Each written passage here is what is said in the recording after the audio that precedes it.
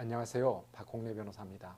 오늘은 중대재해의 의미와 관련하여 여러분들이 궁금해하실 수 있는 내용들에 대한 질의응답 시간을 갖도록 하겠습니다. 질문은 여러분들을 대신하여 KPMC 안방한 대표님이 해주시겠습니다.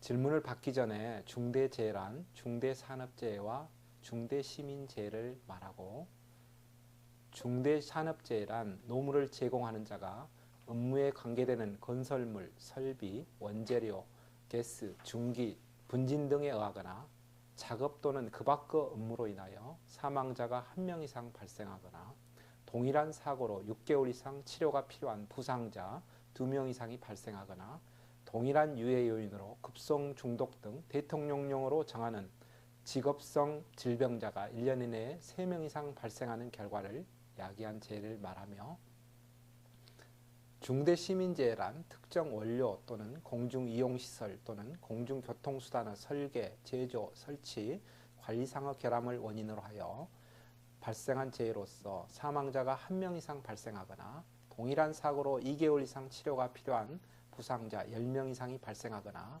동일한 원인으로 3개월 이상 치료가 필요한 질병자가 10명 이상 발생하는 결과를 야기한 재해를 말합니다. 안 대표님, 예. 중대재해 의미와 관련하여 혹시 의문이 있으시면 질문해 주시기 바랍니다. 예, 변호사님, 최근 건설공사 현장에서 중대산업재해가 계속 발생되고 있는데요. 만약 공사금액 30억 원의 공사에서 추락사고로 근로자가 사망할 경우 이 경우도 중대산업재해에 해당되는지요? 네, 좋은 질문입니다. 제가 답변 드리겠습니다. 결론을 먼저 말씀드리면 현재는 중대산업재해에 해당하지 않습니다. 다만 2024년 1월 27일부터는 중대산업재해에 해당합니다.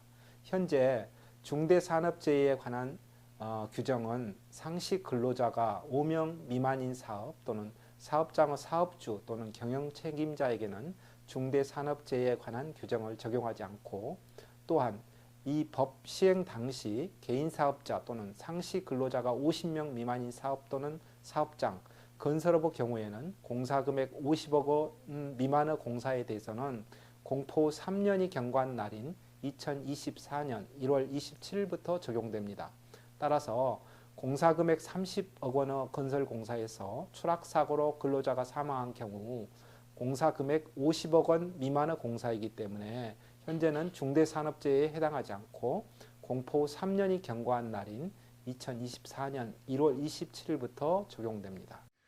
그럼 두 번째 질문은 근로자가 출퇴근하던 중 사망한 경우 이 경우는 중대산업재해에 해당하는지요? 예, 답변 드리겠습니다. 일반적으로 종사자 개인이 자가용으로 출퇴근하던 중 사고로 인하여 사망하는 경우 중대산업재해에 해당하지 않습니다. 다만 사업주가 제공한 교통수단을 이용하는 등 사업주의 지배 관리하에서 출퇴근하는 중에 발생한 사고의 경우 사업주가 제공한 교통수단 등을 업무에 관계된 설비로 볼 수 있어 이러한 경우 중대산업재해에 해당될 수 있습니다. 예. 그럼 세 번째 질문은 A 회사 총무과에 근무하던 갑이 어느 날 근무 중에 뇌경색으로 사망한 경우 이때 중대산업재해에 해당되는지요? 예, 답변 드리겠습니다. 중대산업재해가 되려면 산업안전보건법 제2조 1호에 따른 산업재해에 해당해야 합니다. 산업안전보건법 제2조 1호에 따른 산업재해란 노무를 제공하는 자가 업무에 관계되는 건설물, 설비, 원재료, 가스, 중기, 분진 등에 의하거나 작업 또는 그 밖의 업무로 인하여 사망 또는 부상하거나 질병에 걸리는 것을 말합니다. 따라서 갑의 뇌경색이 작업 또는 그 밖의 업무의 내용과 방식에 내재한 유해 요인이나 위험 요인이 원인이 되어 발생한 경우라면 중대산업재해에 해당합니다. 그러나 그 발생 원인이 종사자 개인의 잘못된 생활 습관 등에 기인한 것이라면 중대산업재해에 해당하지 않습니다. 그러므로 중대산업재해에 해당하기 위해서는 업무량이라든지 업무 환경, 업무량의 변화와 뇌경색의 발생 또는 사망 사이에 상당한 인과관계가 인정되어야 하고, 그 판단은 구체적인 사정을 종합적으로 고려하여 판단하게 될 것입니다. 자, 오늘은 이렇게 중대재해 의미와 관련하여 Q&A 시간을 가져보았습니다.